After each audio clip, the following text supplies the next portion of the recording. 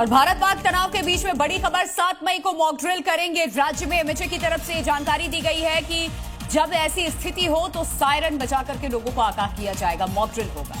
तो राज्यों को मॉक ड्रिल के निर्देश दिए गए हैं। गृह मंत्रालय की राज्यों को एडवाइजरी जारी की गई है। सुरक्षा के लिए राज्य मॉक ड्रिल करें। सायरन की मॉक ड्रिल भी राज्यों की तरफ से किया जाए, कहा गया है। ब्लैकआउट की भी मॉक ड्रिल होगी।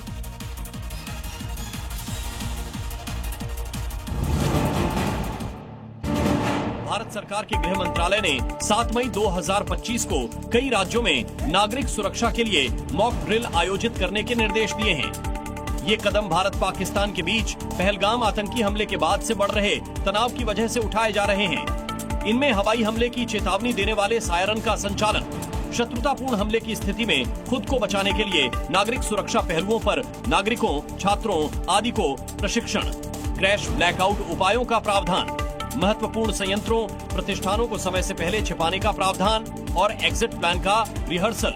ये अभ्यास 1971 के भारत पाकिस्तान युद्ध के बाद पहली बार इतने बड़े पैमाने पर हो रहा है, जो मौजूदा तनावपूर्ण स्थिति को देखते हुए महत्वपूर्ण माना जा रहा है।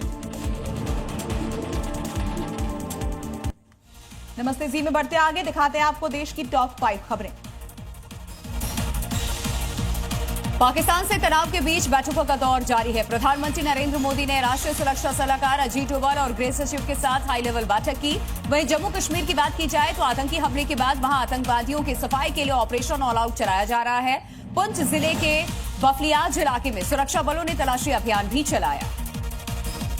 मथुरा के चर्चित श्री कृष्ण जन्मभूमि और शाही ईदगाह विवाद मामले में आज इलाहाबाद हाईकोर्ट में सुनवाई होगी। इस मामले में 18 याचिकाओं पर लगातार सुनवाई चल रही है, जिसमें हिंदू पक्ष की तरफ से मस्जिद को विवादित ढांचा घोषित करने और राधा रानी को भी पक्षकार बनाए जाने की मांग की गई है। पिछली सुनवाई में मुस्लिम पक्ष ने विवादित ढांचा घोषित करने की मांग पर आपत्ति जाहिर की थी।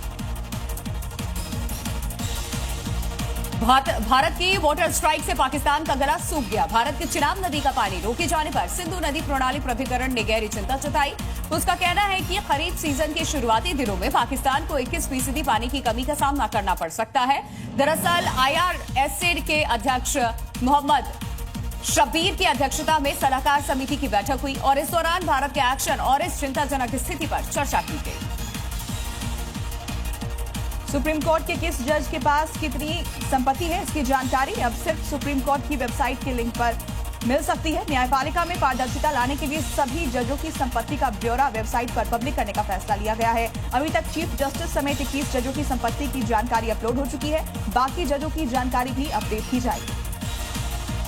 पश्चिम बंगाल के दीघा में जगन्नाथ मंदिर निर्माण पर ओडिशा से लेकर के पश्चिम बंगाल तक राजनीति तेज हो गई है। पुरी के श्री जगतपति महाराजा दिव्य सिंह देव की दीघा में जगन्नाथ मंदिर को लेकर के गंभीर आपत्ति जताई गई। उन्होंने कहा कि बंगाल की ओर से जगन्नाथ धाम नाम से मंदिर का निर्माण धार्मिक रिवाजों का उल्लंघन है।